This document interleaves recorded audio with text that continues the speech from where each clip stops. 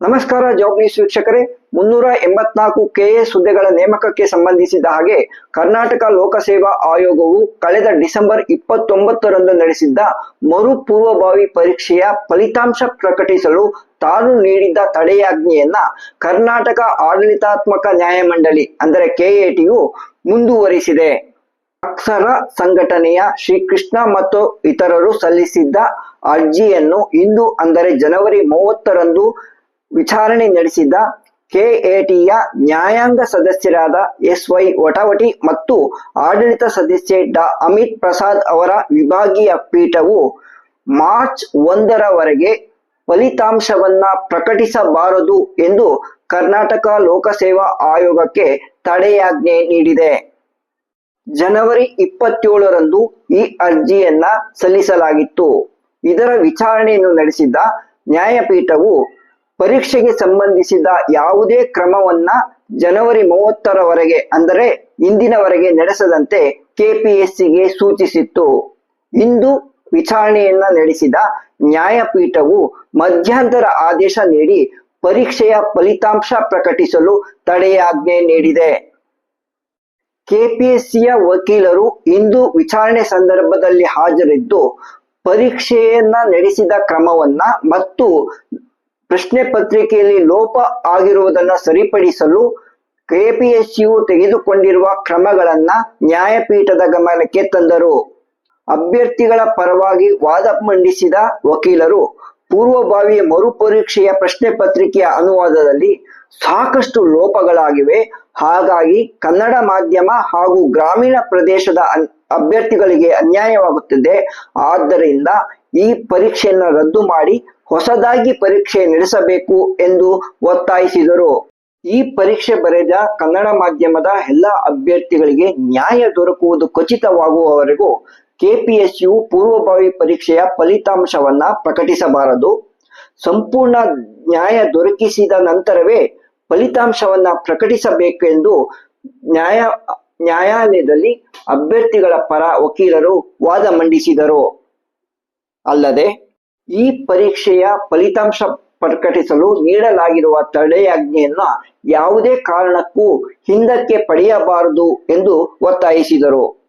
ಈ ನೇಮಕಾತಿ ವಿಷಯದಲ್ಲಿ ಕರ್ನಾಟಕ ಲೋಕಸೇವಾ ಆಯೋಗವು ತಾನೇ ಸುಪ್ರೀಂ ಎಂಬಂತೆ ವರ್ತಿಸಬಾರದು.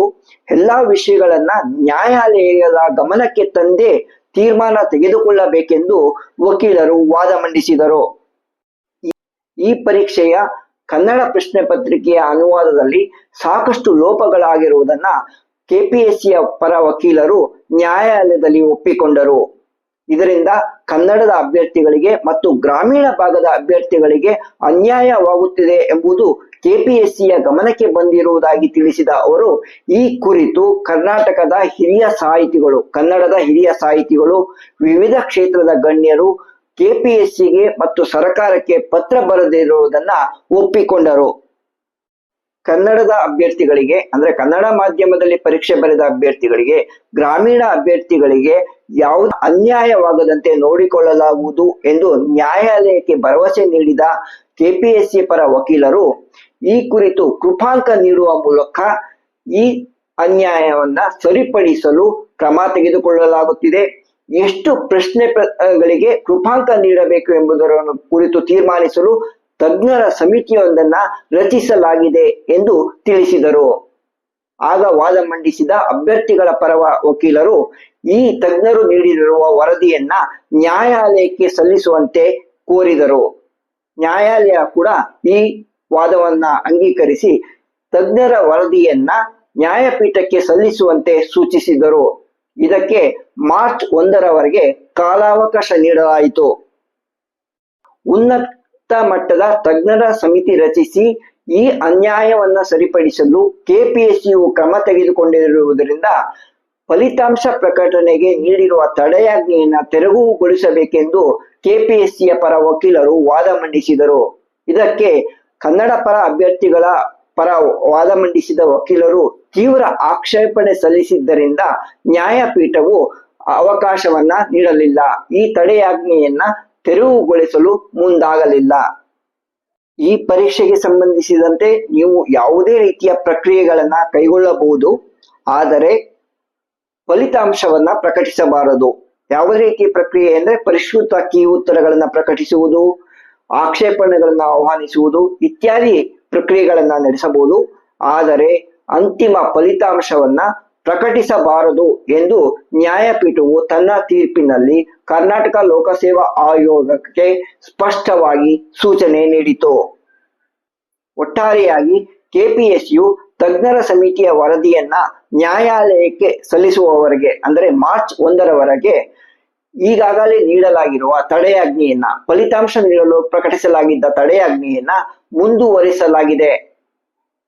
ಈ ನಡುವೆ ಕರ್ನಾಟಕ ಲೋಕಸೇವಾ ಆಯೋಗವು ಈ ಪರೀಕ್ಷೆಯ ಪರಿಷ್ಕೃತ ಕೀ ಉತ್ತರಗಳನ್ನ ಜನವರಿ 30ರಂದು ಪ್ರಕಟಿಸಿದೆ. ಅಭ್ಯರ್ಥಿಗಳು ಸಲ್ಲಿಸಿರುವ ಆಕ್ಷೇಪಣೆಗಳನ್ನ ಪರಿಶೀಲಿಸಿ ಈ ಪರಿಷ್ಕೃತ ಕೀ ಉತ್ತರಗಳನ್ನ ಪ್ರಕಟಿಸಲಾಗಿದೆ ಎಂದು ಕೆಪಿಎಸ್ಸಿಯು ಪ್ರಕಟಣೆಯಲ್ಲಿ ತಿಳಿಸಿದೆ. ಪತ್ರಿಕೆ 1ರಲ್ಲಿ 3 ಲೋಪಗಳನ್ನ ಒಪ್ಪಿಕೊಂಡಿದ್ದು 3 ಪ್ರಶ್ನೆಗಳಿಗೆ ಸಂಬಂಧಿಸಿದ ಹಾಗೆ ಕೃಪಾಂಕ ನೀಡಲಾಗಿದೆ.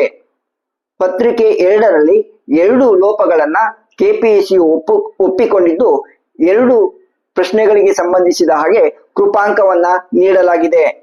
ಒಟ್ಟಾರೆ 5 ಪ್ರಶ್ನೆಗಳಿಗೆ ಕೃಪಾಂಕ ನೀಡಲಾಗಿದ್ದು, ಅಭ್ಯರ್ಥಿಗಳು ಮತ್ತು ತಜ್ಞರು ಒಟ್ಟಾರೆ 2 ಪ್ರಶ್ನೆ ಪತ್ರಿಕೆಗಳಲ್ಲಿ 59ಕ್ಕೂ ಹೆಚ್ಚು ಲೋಪದೋಷಗಳಿವೆ ಎಂದು ಆರೋಪಿಸುತ್ತಿದ್ದಾರೆ.